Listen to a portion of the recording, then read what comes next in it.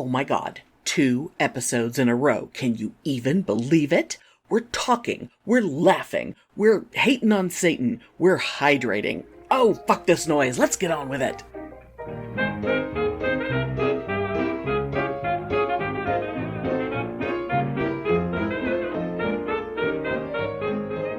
Welcome to Pitney and Amelia's Bitchin' Boutique. We may be awful, but we're right. Okay, I'm excited.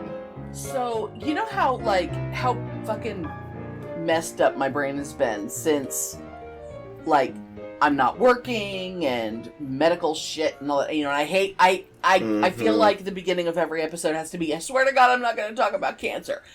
But, yeah. but it is kind of a big thing in your life right now, though, It's affecting my ability to just not be, oh, I'm sick. It's not that. It's just it takes up enough of my brain. I only have so much usable brain. Yeah. My brain is so fried for so long. But I had completely spaced. And actually today I looked up to see, why was I not remembering? And it was because of the timing. So it'll all make sense. So basically, what this all leads up to is that next Saturday, which will actually, by the time this comes out, it'll be the Saturday before the episode comes out, I am going to be seeing Trae Crowder at the Cap City Comedy Club here. Oh, that's so awesome. Because, now, is it just him or the three of them? No, it's just him. Okay. They haven't toured together, or I don't even know if they've done any shows together in a while, because Corey and Drew both have little babies at home. And they're still podcasting and they're still doing all those things. But they don't seem to be ever in the same room ever. It's, unless something really special is happening. Because, God, I remember seeing them in San Antonio with Sella. And I'm going with Sella this time, too. And that was a long time ago. It really was. It was very early in the show, because, I was also going to go, but I was sick.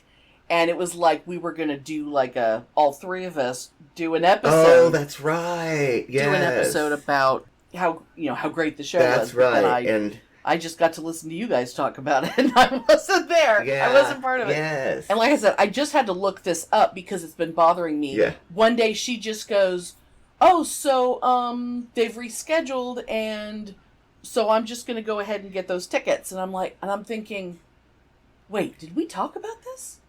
What? Wait, what? I'm completely did you not blanking. even remember? No, I was just I had this vague memory of knowing he was coming to town, but I couldn't remember anything else. And when I looked it up, I found out that it was basically the week that, I found out that the following week was going to be my last week at work. Mm-hmm. Because that was just sort of thrown at us. Oh, by the way, on the 7th, you're out of here. And also, I got my diagnosis. All this shit happened. And Trae canceled his show. He did some of his things, but he canceled, that whole day. Yeah. And we didn't know why. But it's I found old emails oh, well, crap. Oh, crap, I hope everything's okay with him, But, they say they're going to reschedule, so that's cool. Completely spaced on that. Oh, that's so funny. So that was the end of February, very, very beginning of March, right around there. And it's well, fine. But now it's next week now. So I gotta. That's so fun though. Yay. Do you have something fabulous planned to wear? I can't really fit into most of my clothes right now. But you could do your cute overalls and docks. You think I can fit in those overalls? You think this gut can fit in those overalls?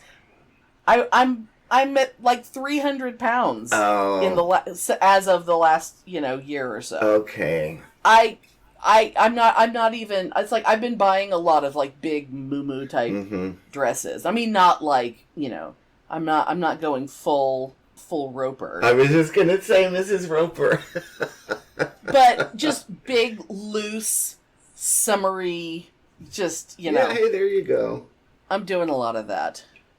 But I'm very excited to see Trae. You know, I don't know if we should probably mention, because we were just talking about them like we know them, and I don't even know. Did I say his whole name, Trae Crowder? Yeah. Or did I just say? Yeah. Oh no, I know you I said said Trae Corey Crowder. and Yeah. Drew. So Trae Crowder, also known as the liberal redneck. Look him up; he's fabulous. Corey Forster and Drew Morgan, the three of them were the well-read, like, redneck but smart. Yeah, and what was their name of their? It was the Well-Read. What was it? It was the Well-Read Tour. They also have a Well-Read podcast. Okay. The three of them have done a lot of projects, like writing projects and things together. Trae and Corey also have a side podcast called Puttin On Airs, which I highly recommend. Oh, I have listened to that. And Drew has a separate separate podcast called Gravy Baby that I've never even listened to. Like, I'm aware of it, and I'm subscribed to it in some places, but I don't. Oh, I'll have to check it out. Yeah. Yeah. I mean, he's still... Because I need to start... You know, there was one podcast that I listened to regularly, but I don't listen anymore because it bores me now. And then the Kiss podcast that I was way into for a while, you know, there's nothing to be said anymore, and I just can't do it anymore. Well, when you're talking about something that has a finite amount of content... Yeah. At some point, you will have talked about everything. Yeah, and I love listening to things about Kiss. I love talking about Kiss. But I've reached my saturation point with the Kiss podcast world, just in general. Yeah. You know, I just can't do any of it anymore. Two sides of the coin, or three sides of the coin. That was the first one, I think.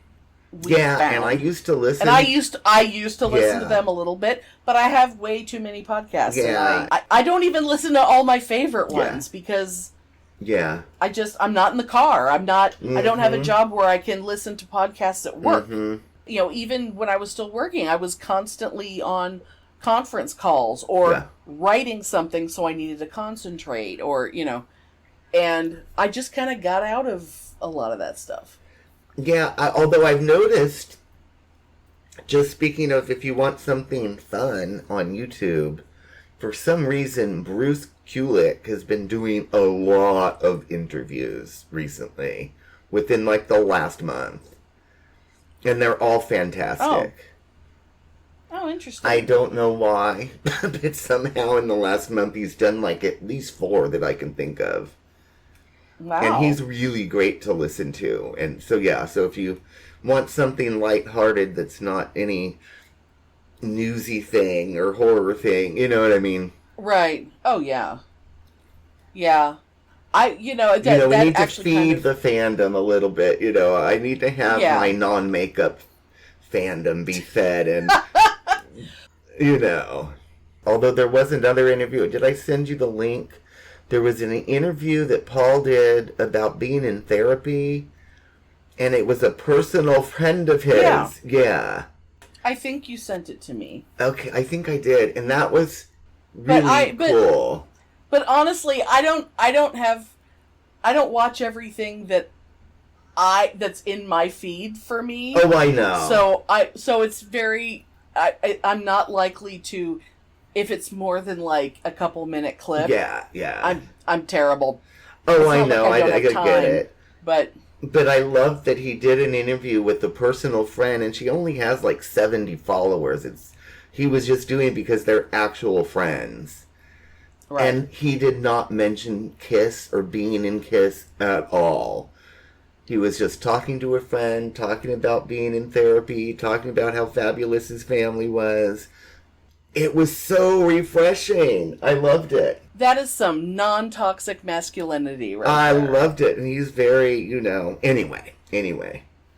Oh, and speaking of non-toxic masculinity, that just because I kind of mentioned it, the Trae Crowder and Corey Forrester, the one that they do together called Puttin On Airs, it's absolute genius idea for a podcast, which is that they realized a long time ago that the poor white trash hillbilly folk that they come from have a lot in common with the extremely wealthy, like, old money elites. Like, you know, we like horses, they like horses. That's true. Yeah. We fuck our cousins, they fuck their cousins. And it's so funny. I mean, so they'll come up with like a topic where they'll explore both sides. The white trash side and the nobility side. Oh, that's fabulous. That's interesting. And it's gone in all kinds of weird directions over the years, and I mean, kind of like we get to chatting and go off on a tangent. Yeah. For at least a year, Trae was like going to war with like a squirrel in his backyard. Like he just decided he hates squirrels, and that became a huge thing. Like we had to get squirrel updates all the time. Oh, how fun. They're so fun to listen to. I just love them so much. And I actually listened to them a little bit today, and the one that I picked to listen to, they happened to start talking about a thing that I know that I wanted to talk about, which was they were talking about Labubus. Oh, okay. And so I actually learned a couple things about Labubus that I didn't know, because I had been trying not to veer too far from what I wanted to talk about Labubus. Yeah. But what was weird was that without me telling you about that, not that long ago, you were texting me about, oh my god, I want a Labubu. Yeah, and then I totally forgot about it when you mentioned it. I'm like, what the hell is that? I was like, oh, that thing that Corrine collects. Yeah. Yeah, talk about your reaction to seeing Labubus. Because I want people to understand, like, we are not the audience for Labubus, but we could have been. Because we get obsessive about stupid shit.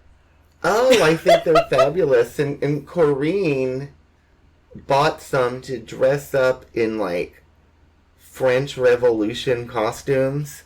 What? Somehow, that she used for a Bastille Day display at her work. That is so awesome. That is so funny. Fabulous, yeah. Oh my god. Yeah. So she made, like, French Revolutionary costumes for her Labubus. Oh my god, I love that. And so that just got her on a Labubu kick?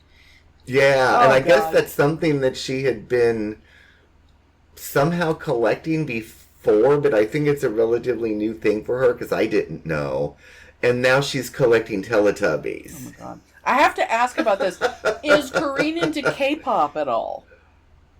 No. Okay, because I found out this morning, actually, from Trae, that the Labubu craze started when, and I cannot remember her name, but it's one of the girls from Blackpink, which is one of the only K-pop groups that I could recognize by their name. Okay. She, who apparently is quite the trendsetter and the influencer, she was seen with a Labubu or two. Like, I don't know, because they have like a little clip thing, and you hang it on your backpack, yeah, you or hang on your it on your purse. backpack, or you hang like you would put on like on the zipper, like on the zipper pull, you know. Yeah. And she was seen with those, and people because there's nothing more powerful than a K-pop idol. Like, you. Oh, for sure. If you're in if you're in a popular K-pop group, you could just snap your fingers and send millions of people to, Oh, it's huge. We have an entire area of K-pop. Oh my god. CDs, records, books, like a whole area that's dedicated to that, because that's how popular it is. Oh my god. I have a friend who she basically is like, she and her sister are both like kind of starting their adult lives over, because they both had horrible, like, well, she was married to a guy who nearly, destroyed her and her family and whatever. Oh, yeah. And the other one was living with a guy who was horrible and stole from her and whatever. But, like, they're, like, kind of redefining who they are, and they're taking little vacations, like little weekend trips all the time. Good. And they're doing, but one of the things that is amazing to me, because both of these women were really into, like, they were the reason why I found out about K-pop. Because it became BTS. BTS, who, God, those boys are pretty. They were so into BTS, and they would collect all this BTS stuff. And in the middle of Texas, especially early on, that was almost impossible. But the amount of money they spent to kind of collect all these things, and now she has this enormous K-pop collection that she is selling as, big pile of K-pop, big pile of BTS stuff for one set amount. And she just doesn't want it anymore. She's like, I love them, but I don't need all this shit. I'm a grown woman. I mean, it's got to, if she makes enough money off of this sale, she can have another trip to Vegas to go see Thunder from Down Under. Yeah. Because she's that's become her new thing is going to male stripper shows. Oh, that's how fun. Good for her. Okay, well, back to Labubu. Yes. This was like, I guess it was only, it was only like a week ago? How is that possible? It feels like forever. I learned a couple of weird things about Labubus, and because I knew they were big, but I don't think I understood how fucking insane they are. Now, Trae and Corey were talking about this crazy woman who's also someone that during this little frenzy of, oh my god, there's so much shit. She claims that she bought it, and yet I think what she did was commission a regular Labubu to be turned into what it is now. And she's like a big fan of some big, like, YouTuber guy. And he's black, and he wears like a bandana on his head or something, apparently. She got one of his bandanas somehow. Like, I don't know if she got it at an auction or what. But she made a little outfit for a Labubu out of his bandana. But the important thing was that this Labubu is now in blackface. And it's like blackface. Because, of course, they're cartoonish faces with big, huge eyes anyway. Yeah. And then and the thing is, I mean, it was like shoe polish black. It's like, bitch, don't. But the thing, she was like, I don't know how you can cancel someone who isn't anyone, but she was basically being canceled because she made a blackface Bubu. Oh, and how is interesting. like doesn't understand. But so they brought that up. What does the guy who she's a fan of, what did he think about it? I have no idea, because I learned about the story. I saw her and her stupid blackface toy, and I didn't delve into it because I didn't know who she was or what it was. I was just like, okay, that bitch is dumb. Yeah. And then Trae and Corey were talking about it, and they spent so long trying to explain who the guy was. And I'm like, I don't fucking care about some YouTuber who reacts to people playing video games or something. Like, I can't even imagine. Cannot even imagine. But, no. But then again, people like that are the ones with like millions and millions of viewers. Yeah. And yet here we are. Yeah. So, talking about Labubus. But here's the two things that I sent myself to remind me. One thing was a, quote, life-size Labubu, which it's like, they're not real things, so what is life-size? I guess it's the size of a child. Sells for over $170,000 at Beijing auction amid global frenzy. Oh my god. It's 4 feet tall. It, at some point, was put on display Okay, this is one of those things where the article isn't going to actually show it to me. Let's see if I can... Oh, that's insane. But wow. Before the auction, it was on display in a museum. It's like a statue of a Labubu. Oh, yeah. Oh, I see it. Like, yes. I guess they all kind of... They're like little ugly people dressed as bunny rabbits. And they all have like big teeth. Like big monster teeth. Yeah. But, you know, it's like if I had $170,000, first thing I would do is pay off my house.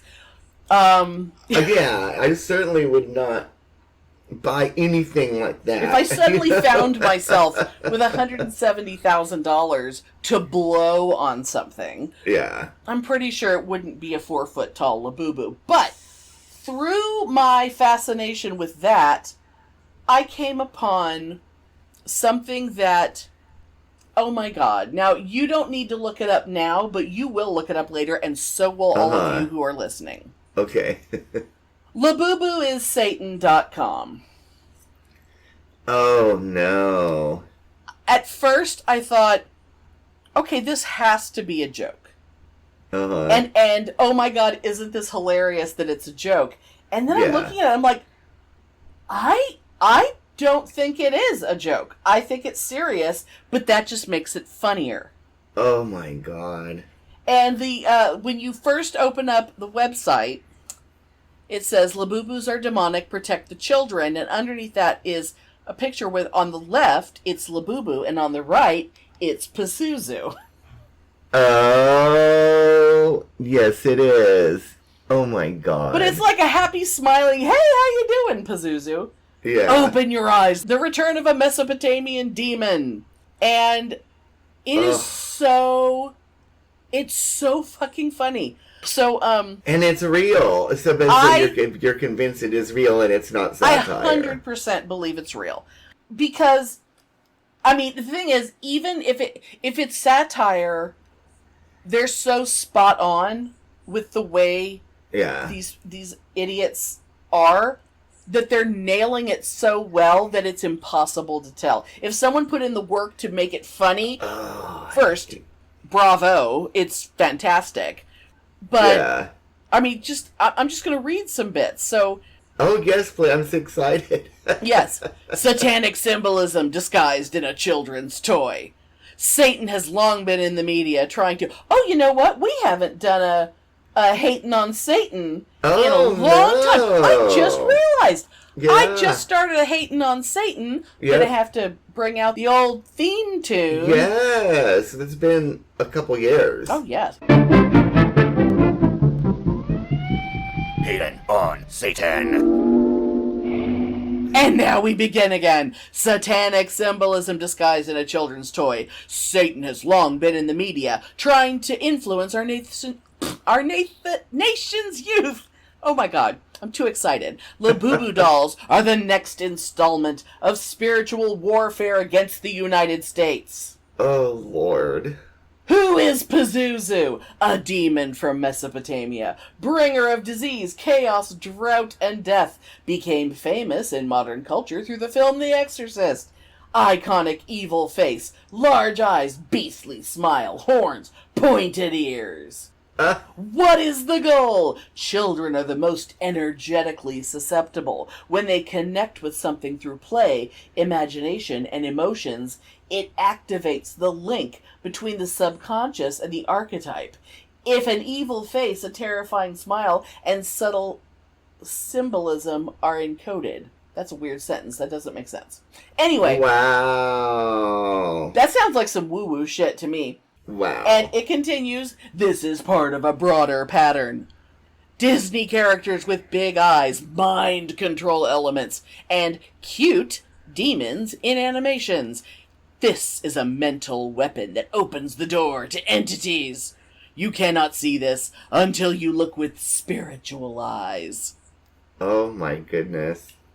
Many designers of these art toys work with agencies that use psychological archetypes, Jungian symbolism, and even occult iconography. Yeah. God. Labubu is not innocent. It is a perverted symbol of a demon disguised in modern garb. Well, no, he's disguised in a bunny outfit. Oh my god, I'm totally gonna send that to Corrine because she hates crazy Christian shit as much as we do. So yeah. Yeah. Its image, facial expressions, and cuteness are a delivery system for demonic energy. Oh, Lord. What an excellent... Yeah, I think it's real. I think it is, too. I think it is. Oh, my gosh. And it's like, there's like a woman, like burning a Labubu, and she's like, ah! Oh, my gosh. See, that's the part that makes me unsure. Who we are, a group of parents who are passionate about protecting children. We are coming together as a coalition of parents to launch a concerted effort against demons in the homes of our children. We rebuke the devil's efforts in the name of Jesus. Oh, yeah. The sad thing is, it's real. You probably see these in Texas, but I see a lot of, not today, Satan, or like those like stupid kind of crazy Christian shirts. Mm-hmm. I see a lot of that here in San Jose, which is so weird to me. I think I'm pretty sure because the crazy woman who's burning one is wearing one. I think we might be able to get a labubuissatan.com t-shirt, and I think we need to get them. But I don't want to give them money. But here's what they need money for. So this is their fundraising thing. We are raising $150,000 to buy and destroy the largest Labubu. Oh my god. And at this point, so far, they had raised $48,307. It is the Alpha Demon. And then there's like... Oh my god. I guess Give, Send, Go is like a GoFundMe site. I have not clicked on any of these links, so I don't know. But they also... No. Oh they also have links to some different videos of people talking about, oh my god, I didn't think it was real, but now I know it's real kind of shit. It is so fabulous. Oh, yeah, I'm totally going to look at it, and I'm going to send it to Corrine, because she'll get a big kick out of it. Labubu is Satan.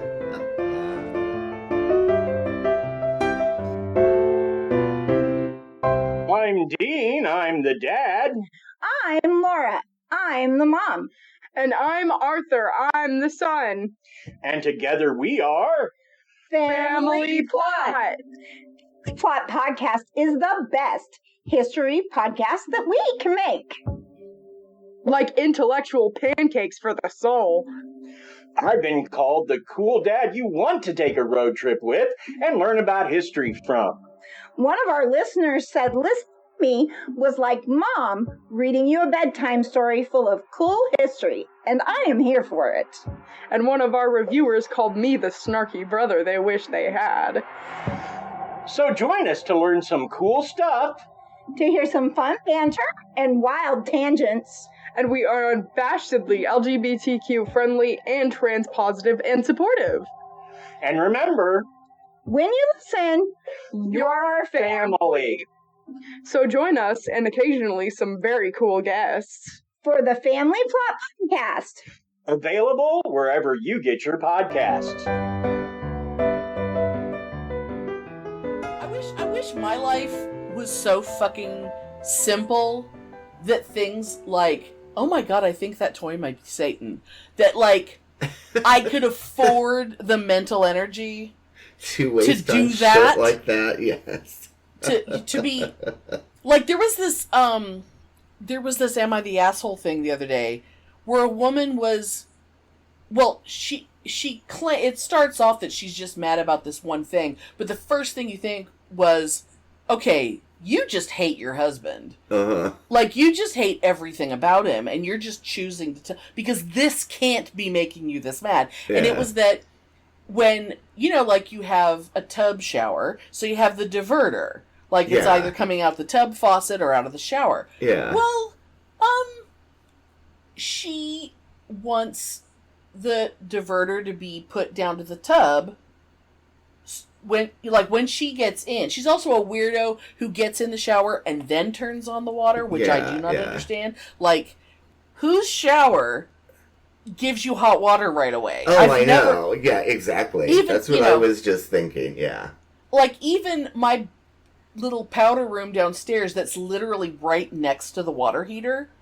It takes a few seconds. Yeah. For the water to get hot. But if that was a shower situation, I'd be freezing. But she wants it down because she doesn't want cold water to hit her. And she says that her husband doesn't always remember to move it back down to the tub before he finishes his shower. And she thinks... But you shouldn't even have to, because if it was functioning properly, it would automatically go down on its own when the shower is turned off. I mean, I don't know about that. Yeah. My shower... Because we used to have those. I have one right now that's just stuck in the shower position because I never take a bath. Because my bathtub sucks. I mean, when I first... But the thing is, if you want it down... You're the one who wants it, so before you get in, check it. Yeah, did everybody tell her what a dumb bitch she is? Oh my god! Oh my god! I hope so. It was so... I mean, the people who were reading it and presenting it are like some of the nicest, most reasonable people ever. And they were both just like, oh, she's a complete asshole. Oh my god, she's a shitty, shitty person. That's and like, no, I hate her, and I just, I was like, I just want to kick her right in the face, like they're so mad because she's such a cunt. Yeah, it was so great. But like, she's a perfect example of if that's the worst thing in your life, if that's what you're mad about, I will take your life. I will take it and give you mine because you don't know what hardship is. You don't know what struggle is. It's like, that is not worth being upset. No. So upset that you're, like, telling the world about it. I can't possibly be the asshole, but am I the asshole here? It's like, you totally are. God damn it. But, Labubu. Yeah. Oh my god, though, if any of our listeners have Labubus, if you have kids that have Labubus, whatever... We just need to know we need more information about. Yeah. Corinne said do some you of them think are they're hard cute? to get, too. Exactly. Yeah. Like, I can't even imagine. But then it's like Beanie Babies. It's like every generation has their... Oh, God, those... I remember people bought them by the hundreds of them, and they all of a sudden were completely worthless. They thought it was gonna be their retirement fund.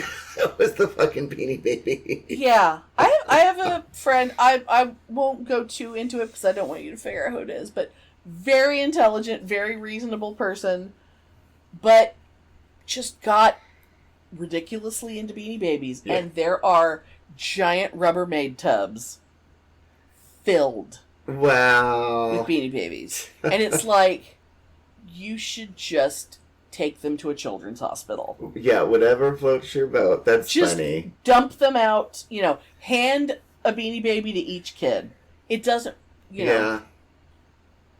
But Beanie Babies are the ultimate example that I always give of, like, something that actually, like, the definition of worth. Yeah. It's like, something is worth what you're willing to pay for it. Yeah. Like, to me, Peanut the elephant, the Beanie Baby, would have never been worth the $800 that at that time was like, oh my god, someone paid $800 for this supposedly rare Beanie Baby. Yeah. And someone on TV, I just remember this so well. I was so thrilled by it. They took a Peanut the elephant that would have made Beanie Baby fans lose their shit because they got a seam ripper and some scissors and they completely dismantled it to be like, okay, it's this many inches of fabric, it's this amount of stuffing, it's this amount of the little beads, his little plastic eyes, and they figured out the actual value. Like, if you were going to make one, it would cost you like $1.25. Yeah. Yep. And that was like my first time of really thinking about why do people say like, oh, well, that's worth a lot of money. Says who? Or like, oh, if you buy this piece of furniture, you better not paint it. But I bought it. I own it now. Yep, exactly. Like, if when people, this house, if I ever actually get to redo my bathroom like I want, people would totally be like, but what about the resale value of your home? I don't give a shit. I'll be dead. Yeah, exactly. I'll be fucking dead. And whoever buys a house, they're going to do to that house whatever they want. Exactly. Especially nowadays. Yeah, for sure. I mean, just because I don't need 2 sinks in the bathroom, it takes up valuable space for a bathroom that has no goddamn storage except under the sink. Yeah. And a couple of drawers. And I'm like, I'm going to take away the big, huge mirror, put a little regular one mirror. I'm going to put an entire, whether it's a storage cabinet or a bunch of shelves or whatever. It's like, Yeah. Make it the way that you want it, you know? And I hate when people start to talk about resale and people have to remodel for no reason and, you know, bullshit records are on, you know, $1,500 for a Kiss Alive 2. I mean, it's stupid, you know? But it's all because somebody was willing to... Yep. Somebody wanted it bad enough and had so goddamn much money that they could pay that. Yeah, but the only thing that I bought that I thought was stupid, but I wanted it so bad and there was no way I was ever going to find another copy of it, I did spend $50 on the Leslie Fish vinyl album with Band for Margot on it. Oh, the Solar Sailors? Yeah. Oh my god. Because I was never going to find that again. It was so amazing that it was even there. Did you buy 2 of them? Because I know you gave me a vinyl copy of it. Oh, originally I did. Or was that a reprint? That was a reprint. I bought... Yeah, but this was still sealed, and I didn't have the record anymore, and I was never going to see it again, and I was like, it's $50 is outrageous. Yeah. For something as esoteric and completely unwanted as this album. Right. But I really fucking wanted it, you know? Well, it's like, my personal example of things like that is I once paid $35 for an album that the kids from the Brady Bunch did. Yep. I know. And people are like, you can't possibly have paid $30. I mean, it was kind of fascinating that the guy had it priced at $35. Yeah. That was a bold move. But the reason why I could 100% justified spending $35 on this was they only made 4 albums, and I already had 3 of them. Yeah. And the other ones didn't cost me anything. 2 of them I'd had since childhood. Mm-hmm. So I didn't buy them, and even back then they would have been $1 probably. Yeah, exactly. Probably for both of them. Yeah, like $1.99 maybe, or you know. Yeah.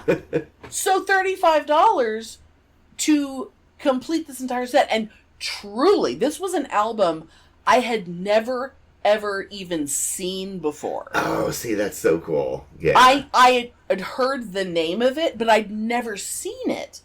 And all of a sudden there it was, and goddamn right I bought it. And I know it's like, but it's just the fucking kids from the Brady Bunch. It's not like you really love their music or something. It's like, that is not the point. Yeah, but it's cool though. But no, it's totally worth it to complete a set, for sure. Yeah. I think. Absolutely. And just like, you know, that $50 Leslie Fish record, I actually play it and enjoy it and listen to it. Sure. And it's something I've loved. It's something I've loved my entire fucking life. Right. So, you know, so there you go. I mean, you know, I have lots of records that nobody else would want. Oh, that's most of mine. Most of my records, nobody else would want. I mean, I collect very weird, very specific things. Like, for example, how you were there, you saw how excited I was when I found the Jan and Dean album that's all songs about Batman. Oh, yeah, I do remember. Yep. Again, a thing I never thought I would see in my life. But I knew it existed, or I'd heard it existed, but I didn't know for sure because I'd never seen it. And all of a sudden it was in my hands, and I'm like, I'm buying this. See, it's not, it doesn't make sense to anyone else, but I'm buying it. Well, it's just like me with all my Wayne Newton albums, you know?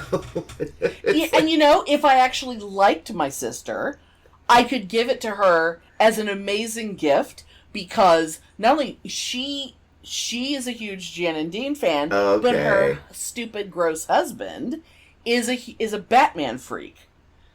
It would be like the perfect melding of the two of them. But am I going to? No. Hell no. Hell no. Because fuck it. Yes. The year of personal power. Attention, bitches and witches. Please take your places in the circle. Gather son and gather daughter. Gather earth, air, fire, water. Raise up energy en masse so we can kick some MAGA ass. Hello, everyone, and welcome to this meeting of our Coven.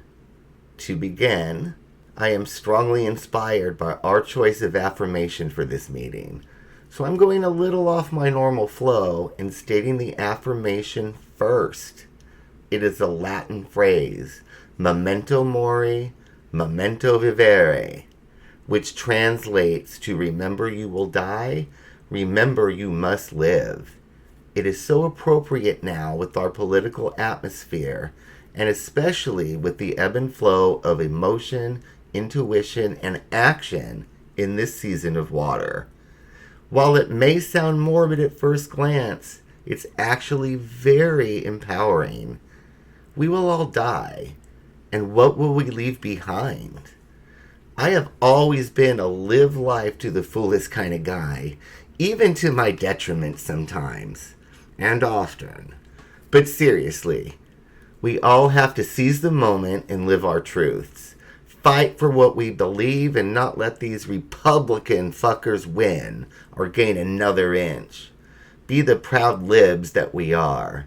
Be the proud queers that we are and flaunt it. And at the same time, get out and fight. Protest. Live out loud and never back down or shut up. Be in tune with water as you ponder how you want to live and what you want to express. We are in this life right now, and life can never be wasted, especially in times like these when we are all needed to be in service to ourselves and to others. And how can we serve others unless we are at our best? So let's all say it. Remember I will die. Remember I must live. Say it again. Remember I will die. Remember I must live. Blessed be memento mori, memento vivere. Get inspired.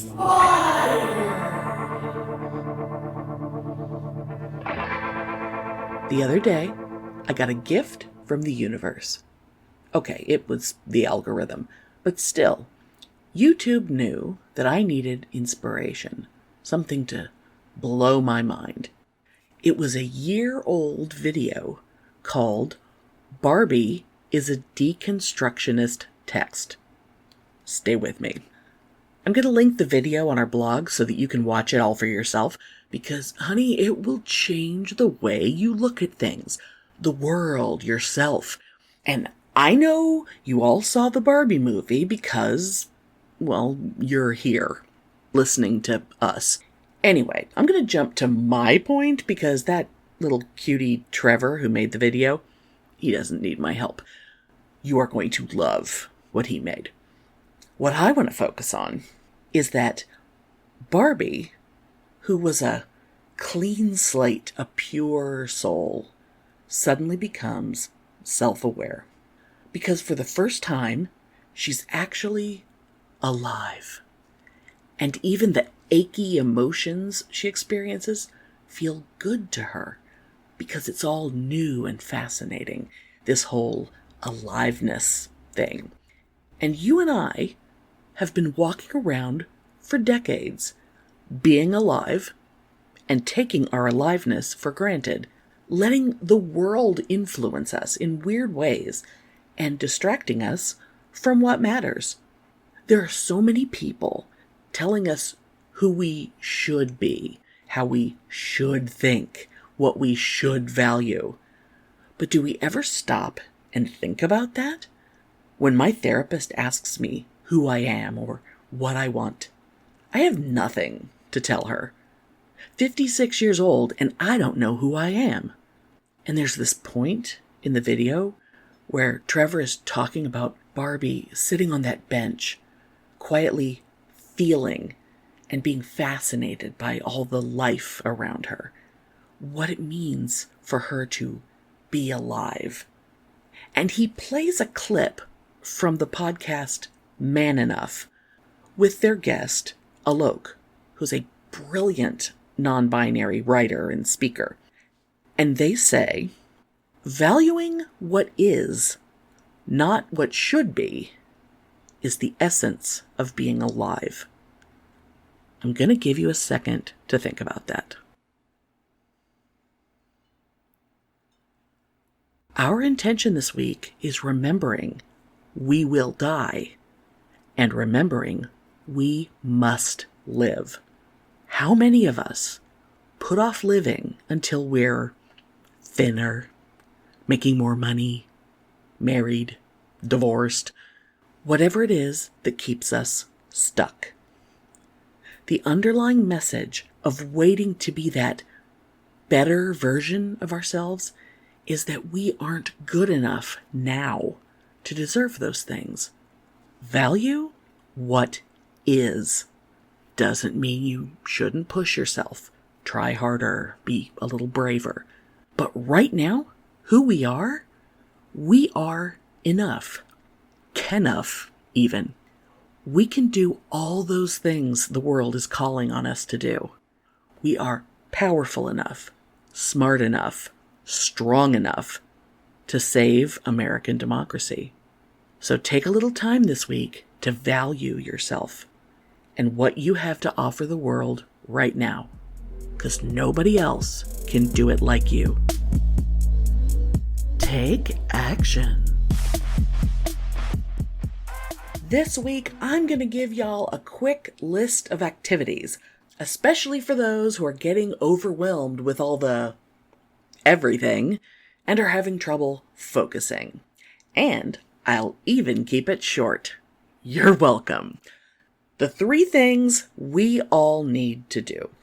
Keep sharing those memes and making posts on social media with phrases like release the Epstein files to keep the name Epstein trending. And share and praise what California Governor Gavin Newsom's social media team has been posting, because it will really piss off the asshole and his gross friends. Continue contacting your representatives. If you're running low on steam, reduce your list of topics. Alternate between the issue that's closest to your heart and the Epstein files.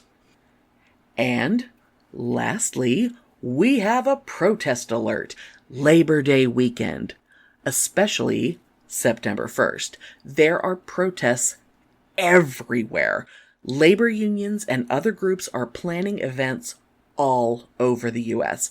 Remember, every day somebody somewhere in America is protesting this regime. We all need to do our part. And as always, there are resources on the blog. Touch grass. This one is going to be easy. We're all going to drink a nice cold glass of water. But before I start, I gotta say a thing. Usually, touch grass is like garden witch meets kitchen witch. So I know you're thinking, what the hell do you mean we're drinking water? Okay, first of all, breathe. It's summer, that's nature. Health is biology, which is also nature. So let's all just chill the fuck out. We are stressed, we're sweaty, and we need to get our asses back in the moment. And I found out that mindful hydration is a thing. So I'm putting my own Amelia twist on it. Now, you don't need me to tell you how important hydration is. Every function in your body relies on water if it's going to work. We gotta live, so we've gotta keep our bodies bustling. But let's give ourselves a moment of body awareness and use the temperature extremes of the season to our advantage. Get you a glass of ice water, as cold as you can. If you've got a spot to sit outside for a little while, get out there. Sit and feel the heat on your body and the contrast of the cold glass in your hand. The glass is sweating, and you probably are too. After a few deep breaths, take a sip and feel the coolness inside your body as it flows to your stomach. Next sip, hold it in your mouth for a moment and feel the coolness there. See how slowly you can swallow it, a little bit at a time. Use what you notice to guide you to the next sensation you want to feel. One mouthful of cold water at a time. The whole process shouldn't take more than a couple minutes. And when it's done, you've helped your mood by being mindful, and your body by hydrating. See? Easy peasy.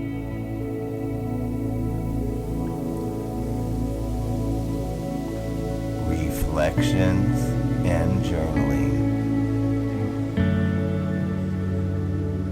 I have a fun little story to share as an introduction to this meeting's journaling prompt.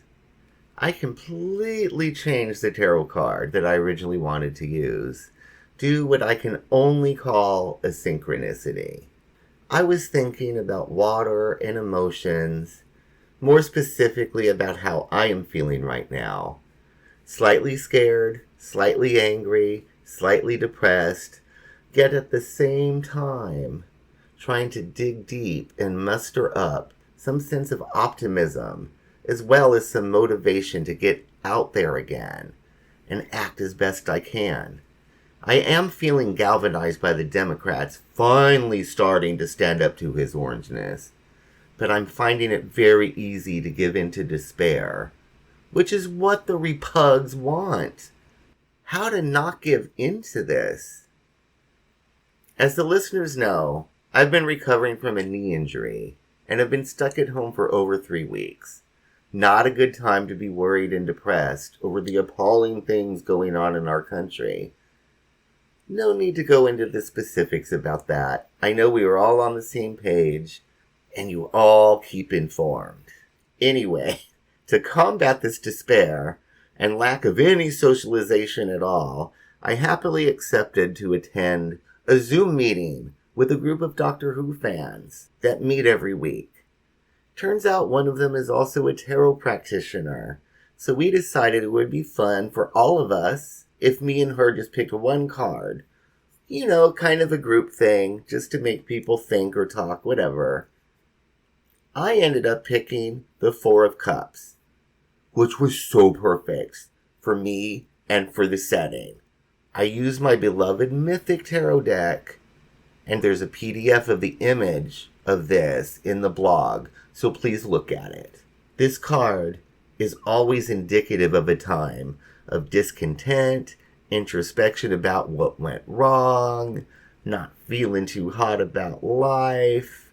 It's not quite despair, but it always advises a time to go within and lick your wounds, as it were, to enable self-healing and figure out what to do next. Sound familiar? Synchronicity indeed.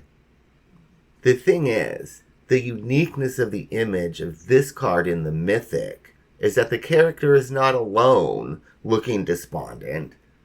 She has friends with her, supporting her, and looking like they are really listening and really concerned.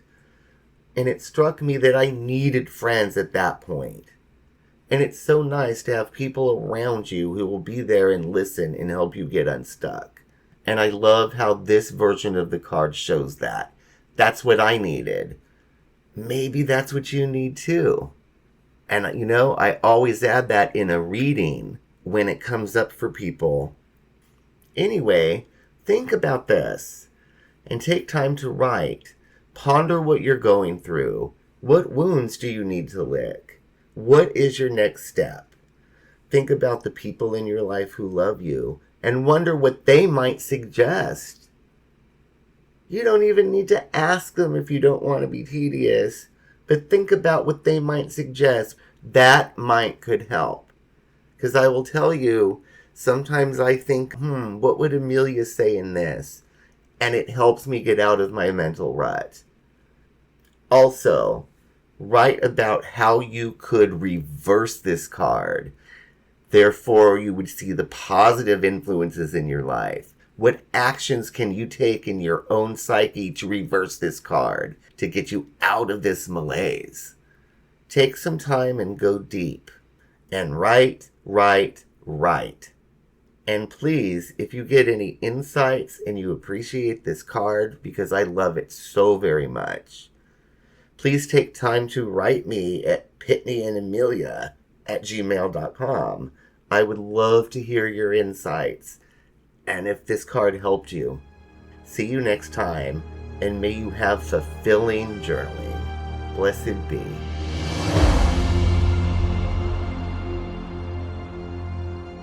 But anyway, shall we move on to goods? Yes, I was just gonna say. Yeah, we have been talking a lot longer about Labubus. Like the time is getting finite. Yes.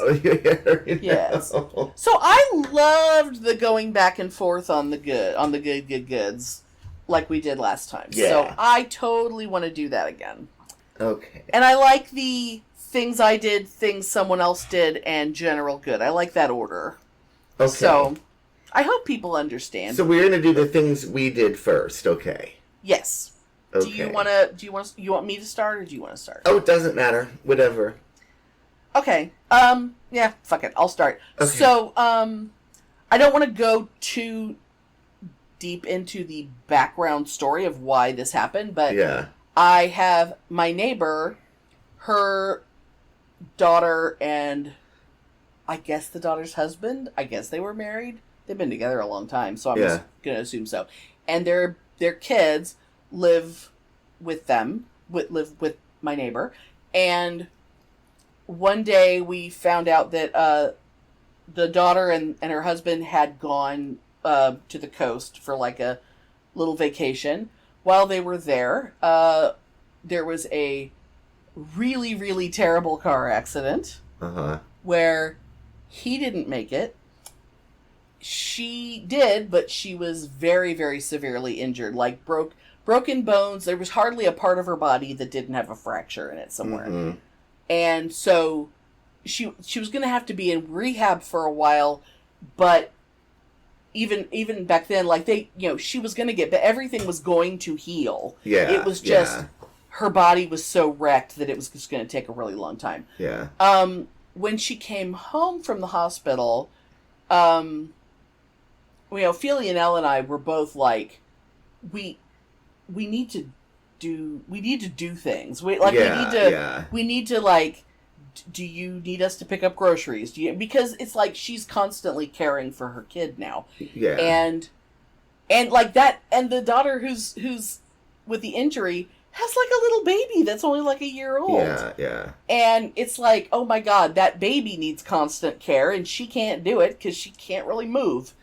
And even though she's not walking yet, she's still in a wheelchair, but I know that she will be, and I know her legs are some of the worst injuries, so even when they're ready, they're not going to be strong. Yeah. So I decided to get what I call the Cadillac of walkers, that my mom had, because my mom had so many different walkers, and like 3 of them are being used by my dad. There's an upstairs walker, a downstairs walker, and then there's the fold-up walker that stays in the car. Yeah. The other one, Dad just doesn't like it. The one that my mom liked the best has like a flip-down seat, so if you're walking and you just need to sit down for a minute, I know exactly. you don't have to find a chair, just fold down the seat, turn around, sit. And Mom loved that. And she would use the seat to, when she'd go make herself a cocktail, she'd put the cocktail on the seat and use it like a rolling cart. But I basically cleared it with Dad, who, I mean, he wasn't using it, so I didn't think it would be that big deal. Yeah. But he was like stunned when I told him why. It's like, it's like, I don't even know how long we're going to need it. But it needs to be there as soon as she's able to walk. Yeah. And so, it was so filthy because it had been in their garage for so long. And Felianelle and I, we cleaned it up. We got it all resituated. And it's been over there. Oh, good. I'm very, well, my mom having so much, like, medical or, what's the word for, like, not being able to walk? I don't know. Like ambulatory issues or something? I guess, yeah, because mobility. Because Mom, because she had, even when she wasn't that sick, she suddenly had, like, severe, I'm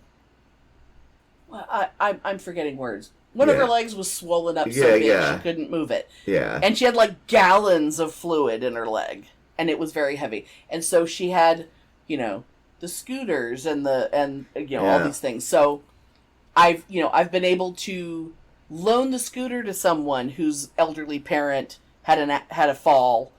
And they couldn't get around. And, but so this was a nice, it was, I kept feeling like, oh my God, there's nothing I can do. I can't make anything better. It's like, but this was like, this is something I can do. Yeah. Because those things are hard to get, and I know that because when my mom needed things, when she first needed walkers, we could go to Walgreens and buy her a walker, but those walkers are shitty. Yeah. You have to, getting her, like, the scooter and stuff was really hard. And it took a long time, and it was like, once you know that, if someone else needs it, like now, and you have one that isn't being used, you kind of have to just give it to them. Yeah. Oh, for because sure. they cannot, it's not like you can go down the street and buy one, these things. So, anyway, that was my good deed. Oh, see, well, that's a good one. Yeah. Mine's not so fabulous, but it's the only thing that I can think of since I haven't been doing anything lately. But, I told you that I've been just getting in the car and starting my car and just driving it around the neighborhood just every few days to keep it going, right? Sure. So, I have some old friends that live a couple blocks away, and I knew them from the Doctor Who Club and through science fiction and fandom and stuff. Oh my God. But they have given up fandom and they're like way into the Lord now. Ah, so sad. I hate to see that happen. And I mean, it's, So it's like their fandom, now it's Jesus fandom instead of... Yes. Yeah. And they've actually, they walk the neighborhood a lot. And there's actually been times where they've knocked on the door and I pretended not to be home. Because it was just so hard to deal with it. And I like them, but it's just hard for me to live. You know what I mean? Yeah. And so anyway, when I was doing my, around the block, drive the car for 4 minutes today, I saw them walking. Ah. And I was like, oh God.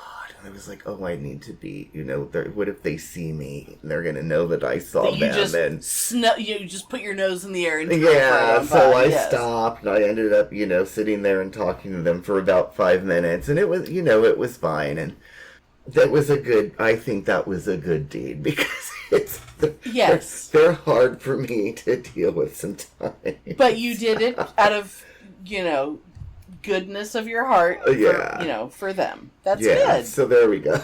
That's good. Oh my God, I'm going to be much faster on my good thing that was done for me, partly because I recognize that this is a bit of a stretch. But it was so great that I want to mention it.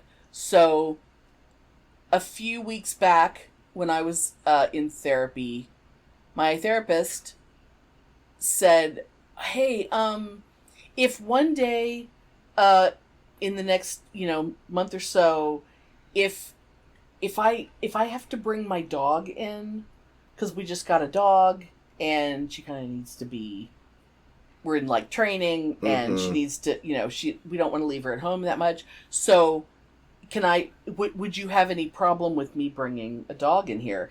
And I wanted to be like, well, actually, I have a problem that you have a dog available and it's not in here right now. Yeah. Like, I Of need the course, dog yeah. to be here as much as possible. Well, earlier this week was the day that all of a sudden the dog was there. Oh, yeah.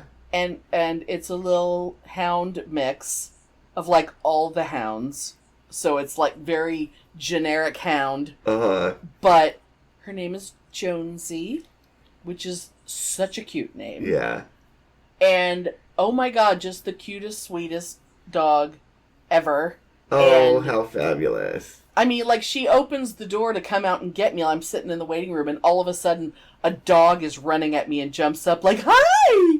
And I'm just like, who is this angel? Oh my god. Yeah. And it's like, oh my god. And it's not like she brought the dog that day for me, but as far as I'm concerned, she did. Yeah, Because yeah. we happened to be talking about some kind of unpleasant shit. Yeah, And of course. I mean, I almost got down on the floor so that the dog could, like, rest, fall asleep with her head on my leg or something. Yeah, yeah. So I was trying to be like, I had to stop making eye contact with her Oh, yeah, yeah, yeah. because she just wouldn't calm down. And it's like, all right, I'm just going to look at the ceiling. Yes, but see, that's Yes. fabulous. I mean, that should be a whole type of therapy. Like, Absolutely. I need a puppy in the room with me at all times. Yeah, and mine is actually dog related as well. Oh, good. Okay. We had to take baby boy to the groomer today because he was just way out of control. And Well, Joxer is part poodle, so his Yeah. hair grows, so it needs to so be anyway, I was, managed. I rode up there with Mom because I can, sit comfortably in the front seat right. now. But anyway, so I rode up there with Mom, and when I walked in, and I stupidly didn't bring the cane. Oh. So I was walking like, a tenth of a mile an hour, this Yes. total old man walk when Right. you can't fucking walk. And everybody was like, oh my God, Pitney, what's going on? Yeah. And I was like explaining it to them and, and I was like, I'm sorry, but, the dog is in the car. Right. Can you go get him out for me? Because I can't, if he jerks me, Yeah. when it hurts and I'm afraid I'm going to fall. And it's the kind of thing that you don't even realize when a dog pulls on a leash. A little dog Yeah. pulling on a leash could hurt your knees, but well, they do. Yeah, and so they're, no problem. So they went out and they got him out of the car, and then there's already arrangements made when Mom's just going to go pick him up on her own. Yeah. And then, but when Mom goes, there's already arrangements made. They'll look for the car, and then, they'll bring him out and put him in the back seat and everything. Oh, I love that. So that's a good thing, yeah. That That's was done fabulous. for me. I thought that was nice that they were so accommodating. People were you know. accommodating. Yes, Yes. that was fabulous. Oh my god. Well, my general good is also dog related. Oh, yay. So it was big news locally, and I know some other parts of the country picked it up, but there was a couple weeks ago, I guess. No, maybe it was. Anyway, by the time you hear this, it would be Yeah. a couple weeks either way. Basically, it was a lost dog, but combined with a stolen car. A guy in my old neighborhood, over where we used to live, where the duplex was. A guy who lived in one of those apartments. He was getting ready for a little road trip with his dog. Mm-hmm. And of course, it's insanely hot. He puts the dog, he loaded his stuff into the car first, put the dog in the car, and then ran back in to get something of the dog's, and he had the car running right outside his front. His with door the air of his apartment. conditioner, for the dog, of course. With the air conditioner for the dog. In the couple of seconds that he went in, grabbed the thing, and turned around to lock the door and go, someone got into his car and drove off. Oh my God. So it was, oh my God, someone stole my car, but more importantly, my dog. Yeah. And the car was found a day or two later, but the dog wasn't there. And it was another few days before the dog was found. Fascinatingly, kind of out by me. Because they drove on the highway, they got on 71, and they came this way. Yeah. So, but the reason why I bring it up is because, just coincidentally, the rescue organization that I work with, they jumped on it, and they were like, "We will get your dog. We have ways of we have networks that we can get stuff out." Yeah. And there was a printer company that volunteered to print out all the flyers, and so people could put them on people's windshields and put them on poles and whatever. Yeah. And they completely covered that entire Travis Heights and across our side of 35 and that side of 35 and all back through those neighborhoods, because it could have gone in any gone in any direction. And it was just like the whole town was coming together to well, what can I do?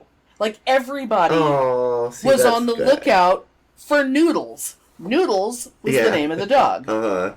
Which just makes it that much cuter. Yeah. And then, yesterday or the day before, the mayor declared it Noodles Day in Austin. Oh my God. They did a whole declaration in honor of Noodles. Aww. And, I mean, even, by the time they found Noodles, he had made a friend.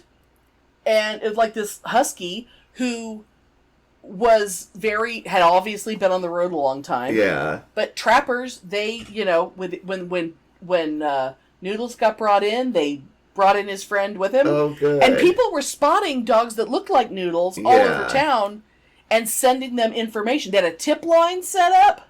Wow. People were sending in all this information. They kept finding dogs that weren't Noodles, but they were obviously strays, and they would go out of their way to go set up a foster situation so they could go get that dog and that's deliver awesome. it. This is an enormous undertaking that they did, and it involved so many people, and I've never been more proud of this city. Yeah, that's awesome. And I just want to, the reason why I'm bringing it up, not just because it's great, but just if you can look up, Google, Noodles and Austin Eater and whatever, because the guy who Noodles, his person, is a guy who writes for a blog. He's a food blogger. Oh, okay. And so he had a big online presence, so that kind of got the word out very quickly. Yeah. But then it spread like wildfire. It's awesome. It's the most heartwarming story. Yeah, that's fabulous. And Noodles is such a cutie pie. He's such a cutie. That's and fabulous. Because of Noodles, all these other dogs got picked up and fostered, and that other little guy whose name is now Cinnamon. He's a brown, kind of a tan colored husky. He's got heartworm, and I mean he probably would be dead. He could die out there. But now he's getting his heartworm taken care of, and he's got a place to stay, and it's I love the dog fostering community. I would love to get rid of the dog I have right now so I can get some more. Yeah, but little eventually yes. That will happen. Eventually. Hopefully, yes. Right. Oh my God. So yes, Noodles. Yes. Everyone look up Noodles. My general one is very boring and not very exciting. It's that I discovered a new flavor of the Celio water. And it's a new flavor for them, the blood orange, and it's blood so orange. good. Oh my God. A lot of this is the Safeway brand. Okay. And so it's the La Croix of Safeway. I've tried a lot of the flavors. Some of them I don't like. And I was like, this is a new one. And I tried it, and it's fabulous. I love that they went cheap. with a French word, where they went with soleil. Yeah. So I wonder if they named it after Bain de Soleil for the Saint-Tropez. That's what I always made me think Or of. if it was named after Punky Brewster, because her name was Soleil Moon Fry. Her name was Sun Moon Fry. Yeah, so it was the Soleil brand of the blood orange flavor that has been very delightful. I mean, blood orange is always good. Oh my god. Because I've tried some shitty waters, you know. It's weird when they fuck things up. Yeah, it's like I've had one that are so bad that I'll instantly take them to Corinne. Or when I lived with Faye, I was like, oh, I hate this, Faye. Do you want it? Oh my god. Well, when we started getting the Waterloo ones, and Philionel got the peach ones, that was the first taste one I ever tasted, and I was like, I want the peach ones. And he got another 12-pack that he selected that he thought I would like. I'm like, no, you pick a flavor that you would like. Yeah, yeah. And he picked a flavor thinking I would like it, and I did not, even though I should have, because it was cherry lime. I mean, Sonic Cherry Limeade is one of my favorite things. Weird. It's like it goes so far to not be sweet that it loses the point of the cherry and the lime. Yeah. The only way I can drink it, and thank God I have a wonderful bottle of some artisanal, what's it called? Grenadine. Yeah, okay. Which I only learned last year. Grenadine is made from pomegranates. I always thought it was a cherry thing. Because it's like the stuff that goes with maraschino cherries. But anyway, a little splash of grenadine in it adds just enough sweetness to make it tolerable. Oh, see, there you go. And then you never have to buy it again. But it's hard, you got a 12-pack. You never have to buy it again once it's done. So, god damn it. And of course, he doesn't want it at all. Yeah. And it's like, dude. Oh my god. I think my favorite is the Spindrift Raspberry Lime. That's my favorite, I think. And the Soleil, or Soleil. They do a raspberry lime, and it's absolute shit. Oh my god. But the Spindrift is it's expensive for what that is, but man, that flavor is fantastic. But that's my favorite. Do you remember when Jones Soda had, I think it was called Berry Manilow. It was like a mixed berry flavor soda. I don't remember that. Because Stella and I used to they had it at like World Market, Cost Plus, whatever they called for people. But we would buy it every time we saw it. Because we never knew if we were never going to see it again. God damn. There was a period there where I drank a lot of berry Manilow. See, that's fabulous. That's fabulous. Oh my god. If anyone knows that someone is still carrying Berry Manilow, let me know. Yes. Oh my god. Thanks for listening. If you enjoy our show, please take a moment to rate and review us wherever you listen. If you send us a screenshot of your review, we'll send you a Bitchin' Boutique sticker. Everyone loves stickers. Please subscribe or add us to your favorites wherever you get your podcasts. Subscribers get new episodes first and are also more attractive. Drop us a line anytime at PitneyAndAmelia@gmail.com. We'd love to hear from you. That's become her new thing, is going to male stripper shows. Oh, that's how fun. Good for her. She is... Okay, there's going to be noise for a minute because I have to move because my knee is starting to bother me. I'll just pause and then I'll go back to the Labubus. Okay. You all right? Yeah, it's just it was starting to get better, and I'm having a very swollen day. Well, that's the problem with when it starts to get better. Is it's like, oh, I'm fine now, and you forget until it hurts. Oh, hell no, I know I'm not fine, because today I can barely walk. I've been having to use the cane. Yeah. But anyway, that's fine. Whatever. It is Yeah. what it is. It's getting better, but I'm having a bad day. Oh my god! Well, and I may send you a link to Jean Smart, the one that she used to be on Designing Women, and now she's like on that show Hacks, and she's doing a Broadway show right now, and she was on Seth Meyers last night, and she was already out there. They didn't make her walk out because she's using a cane currently. Because she was in New York, obviously, because she's living there at the moment doing the show, and she came out of like Macy's or something and was going to hail a cab, and she didn't know what she tripped over, but she just completely, like, all of a sudden she's on the ground and she hit her knee. She broke her patella in half. Oh no, that's horrible. But the reason why I brought it up is that because she's using a cane now, and at first, like, she had surgery, she had everything repaired, she can get around, but she just, sits as much as possible. But she said the one thing that she became very aware of is when you're using crutches, everyone's like, "Oh, are you okay? Do you need any help? Can I help you with something?" Yeah. But if you're walking with a cane, it's, "Are you okay, ma'am? Ma'am?" Oh, I know. All of a sudden, it's like you're a deaf old person just walking with my cane. That's what I'm afraid of going to work, is I'm going to have the cane. You're going to be using that cane for a while.